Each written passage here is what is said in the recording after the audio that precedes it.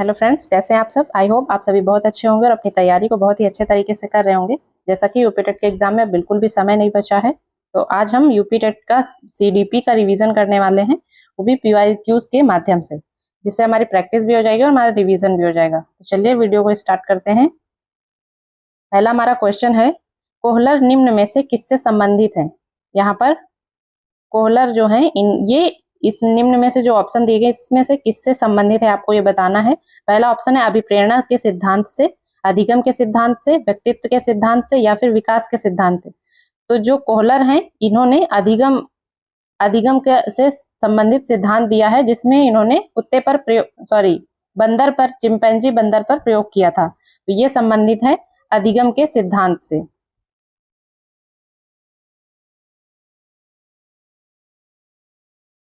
आगे बढ़ेंगे।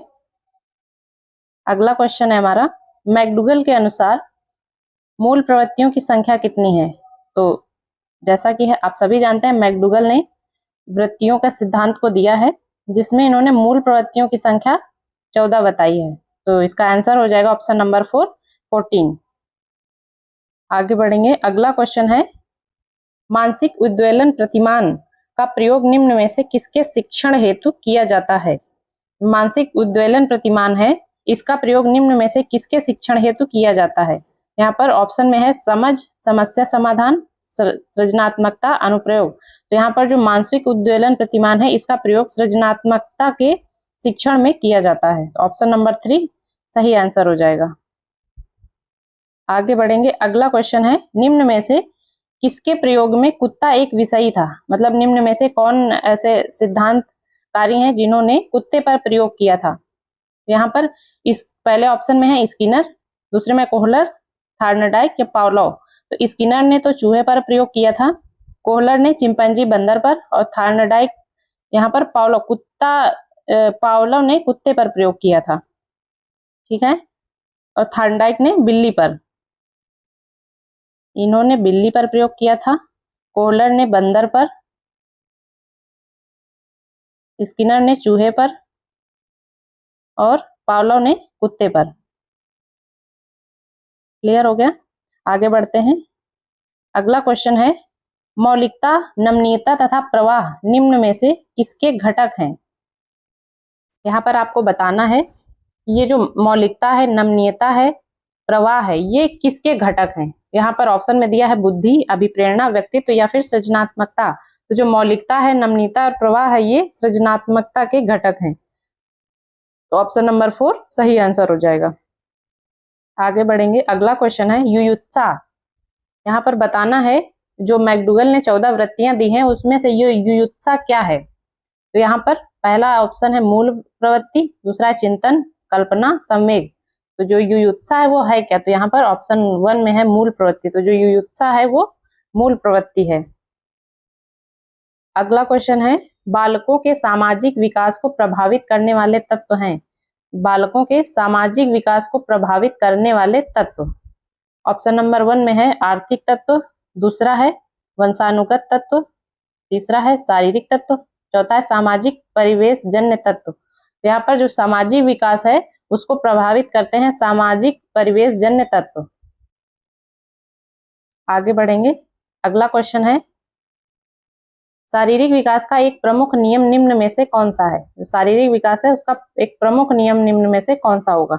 पहला ऑप्शन है मानसिक विकास से भिन्नता का नियम, दूसरा है कल्पना और संवेगात्मक विकास से संबंध का नियम, तीसरा है द्रुतगामी विकास का नियम, और चौथा है अनियमित विकास का नियम। तो यहाँ पर ऑप्शन नंबर 3 है द्रुतगामी विकास का नियम। यह शारीरिक विकास का प्रमुख नियम है, द्रुतगामी विकास का नियम। आगे बढ़ेंगे। अगला क्वेश्चन है, निम्नलिखित में से कौन सा विकास का सिद्धांत नहीं है। यहाँ पर बताना है कि कौन 4 में से कौन सा ऐसा ऑप्शन है जो विकास का सिद्धांत नहीं है। पहला है अनुकूलित प्रत्यावर्तन सिद्धांत, दूसरा है समान प्रतिमान का सिद्धांत, तीसरा है परस्पर संबंध का सिद्धांत, चौथा देख लेते हैं निरंतर विकास का सिद्धांत। यहाँ पर अब बताना है आपको इसमें से कौन सा ऑप्शन सही है, कौन सा गलत है। जो गलत होगा वही सही होगा। तो यहाँ पर ऑप्शन नंबर 1 है अनुकूलित प्रत्यावर्तन का सिद्धांत, तो यह विकास का सिद्धांत नहीं है। बाकी समान प्रतिमान का सिद्धांत ये भी सही है, परस्पर संबंध का सिद्धांत ये भी सही है, और निरंतर विकास का सिद्धांत ये भी सही है। आगे बढ़ेंगे। अगला क्वेश्चन है, विकास के परिणाम स्वरूप नवीन विशेषताएं और नवीन योग्यताएं प्रकट होती हैं। विकास के परिणाम स्वरूप नवीन विशेषताएं और नवीन योग्यताएं प्रकट होती हैं, यह कथन किसने दिया है? यहाँ पर ऑप्शन में है गैसेल, डगलस और हॉलैंड, तीसरा है मेरेडिथ और चौथा है हरलॉक। तो ये जो कथन है ये दिया है हरलॉक ने, कि जो विकास का परिणाम के स्वरूप नवीन विशेषताएं और नवीन योग्यताएं प्रकट होती हैं, ये कथन किसने दिया है? हरलॉक ने। अगला क्वेश्चन है, पूर्व अनुभव के आधार पर संवेदना को अर्थ प्रदान करना कहलाता है। पूर्व के अनुभव के आधार पर संवेदना को कोई अर्थ प्रदान करना क्या कहलाता है? पहला ऑप्शन है कल्पना, दूसरा स्मृति, दूसरा चिंतन और चौथा है प्रत्यक्षीकरण। तो यहाँ पर जो ऑप्शन नंबर 4 है प्रत्यक्षीकरण, जो हमने पूर्व में सीख रखा है उसको किसी ऐसी सिचुएशन में उससे रिलेट करना और उसको कोई अर्थ प्रदान करना, वो हो गया प्रत्यक्षीकरण या प्रत्यक्ष ज्ञान। तो ऑप्शन नंबर 4 सही आंसर हो जाएगा। आगे बढ़ेंगे। अगला क्वेश्चन है, सीखने में प्रयास व भूल के सिद्धांत का प्रतिपादन किसने किया है? सीखने का जो अधिगम का जो सिद्धांत है, कौन सा? प्रयास व भूल का सिद्धांत, इसको हम प्रयास एवं त्रुटि का सिद्धांत भी कहते हैं। इसका प्रतिपादन किसने किया है? ऑप्शन नंबर 1 में कोहलर, दूसरा है गेस्टाल्ट, तीसरा है थार्नडाइक और चौथा है पावलोव। तो यहाँ पर जो ऑप्शन नंबर 3 है थार्नडाइक, इन्होंने बिल्ली पर प्रयोग किया था और कौन सा सिद्धांत प्रतिपादित किया था? प्रयास एवं त्रुटि का सिद्धांत। किसने? थार्नडाइक ने। तो ऑप्शन नंबर 3 सही आंसर हो जाएगा। आगे बढ़ेंगे। हमारा अगला क्वेश्चन है, औसत बुद्धि वाले बालकों का बुद्धि लब्धि स्तर क्या होगा? जो औसत बुद्धि वाले बालक होते हैं उनका बुद्धि लब्धि स्तर बताना है। तो यहाँ पर जो ऑप्शन नंबर 3 है 90 से 109, ये औसत बुद्धि वाले बालकों का बुद्धि लब्धि स्तर होता है। ऑप्शन नंबर 3 सही आंसर हो जाएगा। आगे बढ़ेंगे। अगला क्वेश्चन है, निम्न में से कौन सा तरल क्रिस्टलीय बुद्धि के प्रतिमान के प्रतिपादक थे? तरल क्रिस्टलीय बुद्धि के प्रतिमान के प्रतिपादक कौन थे?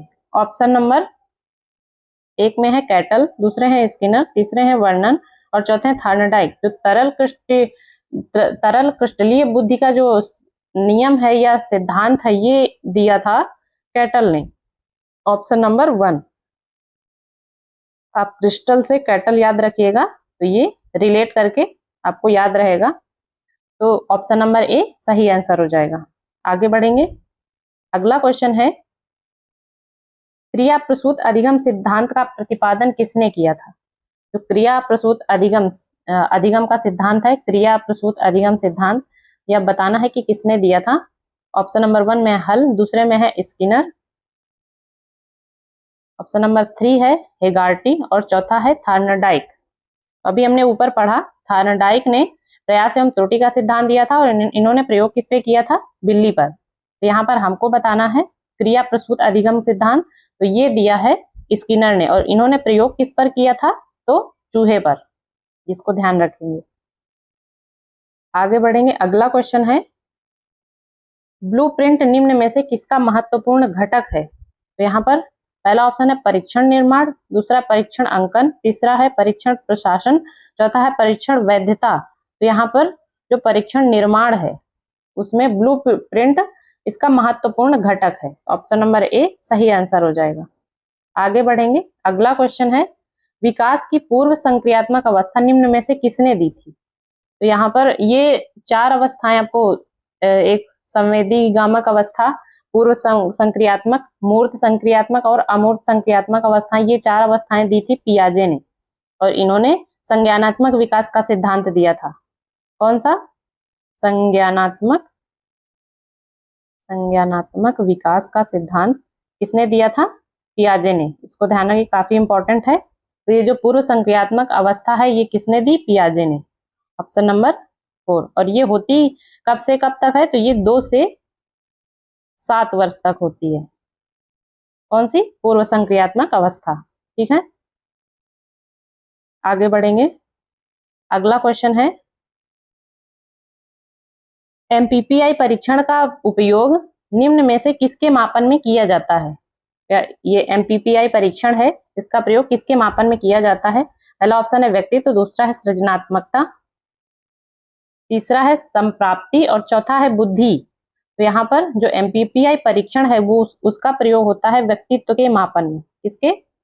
व्यक्तित्व के मापन में। तो हमारा ऑप्शन नंबर 1 सही हो जाएगा। आगे बढ़ेंगे। अगला क्वेश्चन है, अधिगम हेतु निम्न में से क्या सर्वाधिक आवश्यक है? तो सीखना है उसके लिए निम्न में से क्या सबसे आवश्यक है? तो पहला ऑप्शन है अभिप्रेरणा, दूसरा है निर्देशन और तीसरा है परिपक्वता, चौथा है रुचि। तो जो अधिगम मतलब सीखना जो है, सीखने की जो प्रक्रिया है वो, उसके लिए सबसे जो जरूरी आवश्यक चीज है वो है रुचि। अगर आप में किसी चीज को सीखने की रुचि ही नहीं है तो आप उस चीज को नहीं सीख पाएंगे। इसी तरह बालक में भी अगर कुछ भी, कोई भी टॉपिक हो सकता है या कोई भी चीज होती है, अगर उसको सीखने की रुचि नहीं है तो वो उसको सिखा पाना बहुत ही मुश्किल होता है। इसलिए अधिगम के लिए सबसे जो जरूरी आवश्यक चीज है वो है रुचि। आगे बढ़ेंगे। अगला क्वेश्चन है शैशव काल का समय। यहाँ पर शैशव काल का समय बताना है। तो पहला ऑप्शन है 12 से 18 वर्ष तक, तो दूसरा है 15 वर्ष तक, तीसरा है जन्म से 6 वर्ष और चौथा है जन्म से 2 वर्ष। तो जो शैशव काल का समय होता है वो होता है जन्म से 2 वर्ष तक। आगे बढ़ेंगे। अगला क्वेश्चन है, कोहलर अपने प्रयोग से यह सिद्ध करना चाहते थे कि अधिगम, कोहलर जो है वो अपने प्रयोग से क्या सिद्ध करना चाहते थे?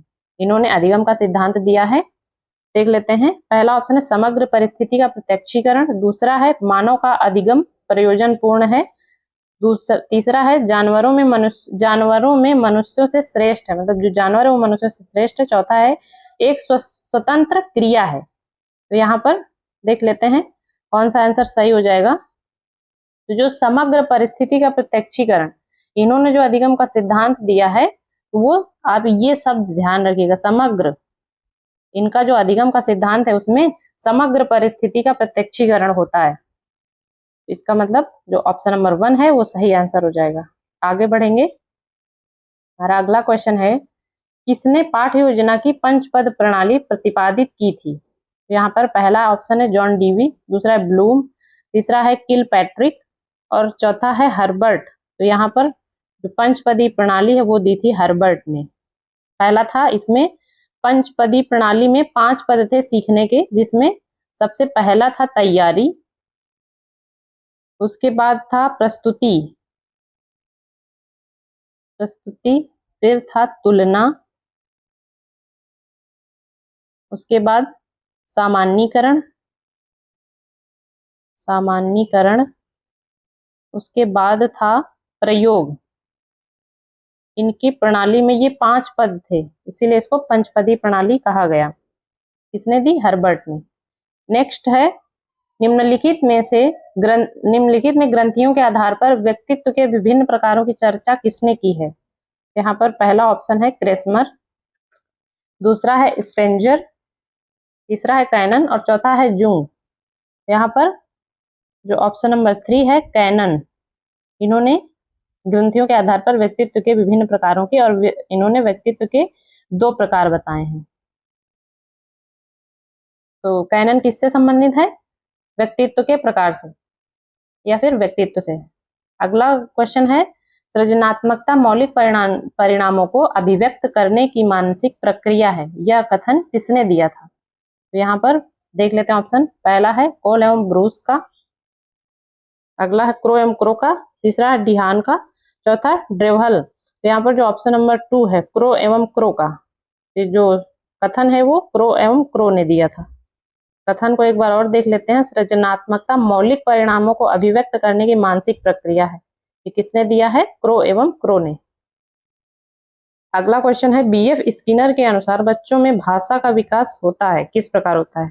पहला ऑप्शन है जन्मजात क्षमताओं के फलस्वरूप, दूसरा है व्याकरण में प्रशिक्षण के फलस्वरूप, तीसरा अनुकरण एवं प्रबलन के फलस्वरूप, चौथा है परिपक्वता के फलस्वरूप। तो यहाँ पर जो ऑप्शन नंबर 3 है अनुकरण एवं प्रबलन के फलस्वरूप।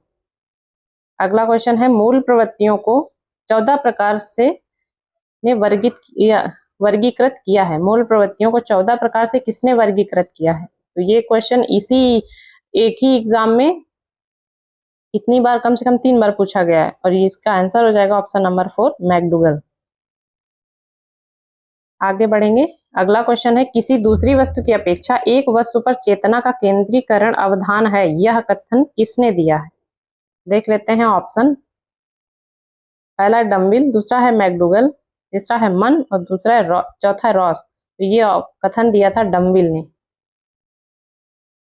नेक्स्ट क्वेश्चन, निम्नलिखित में किसका नाम सुजनन शास्त्र के पिता से जुड़ा हुआ है? यहाँ पर पहला ऑप्शन है क्रो, वुडवर्थ, रॉस या गॉल्टन। यहाँ पर जो गॉल्टन है इनको सुजनन शास्त्र के पिता के नाम से जाना जाता है। अगला क्वेश्चन, 12 वर्ष से 16 वर्ष के बालकों हेतु हिंदी में डॉक्टर एस जलोटा ने कौन सा परीक्षण प्रतिपादित किया था? कितने वर्ष के लिए? 12 से 16 वर्ष के बालकों हेतु हिंदी में। तो इसका देख लेते हैं ऑप्शन। पहला है अशाब्दिक बुद्धि परीक्षण, चित्रांकन परीक्षण, आर्मी अल्फा टेस्ट या साधारण मानसिक योग्यता परीक्षण। तो ये ऑप्शन नंबर 4 साधारण मानसिक योग्यता परीक्षण ये सही आंसर हो जाएगा। अगला क्वेश्चन, बुद्धि के द्विकारक सिद्धांत का प्रतिपादन किसने किया था? पर ऑप्शन है, पहला है थर्नडाइक, दूसरा है स्टर्न, तीसरे है वर्नन, चौथा है स्पीयरमैन। तो जो द्विकारक सिद्धांत है ये दिया है स्पीयरमैन ने। इस प्रकार हमारे 30 क्वेश्चन कंप्लीट होते हैं। इसमें हमने काफी कुछ रिवीजन भी कर लिया। अगर आपको ये वीडियो पसंद आया तो वीडियो को लाइक कीजिएगा और इसको शेयर भी कीजिएगा, और जुड़े रहने के लिए चैनल को सब्सक्राइब कर लीजिएगा, क्योंकि अभी यूपी टेट हो जाने के बाद हम लोग सुपर टेट के जितने भी इम्पोर्टेंट टॉपिक हैं या जितने भी सब्जेक्ट हैं सभी के इम्पोर्टेंट टॉपिक के वीडियो इस चैनल पर आते रहेंगे। Thank you.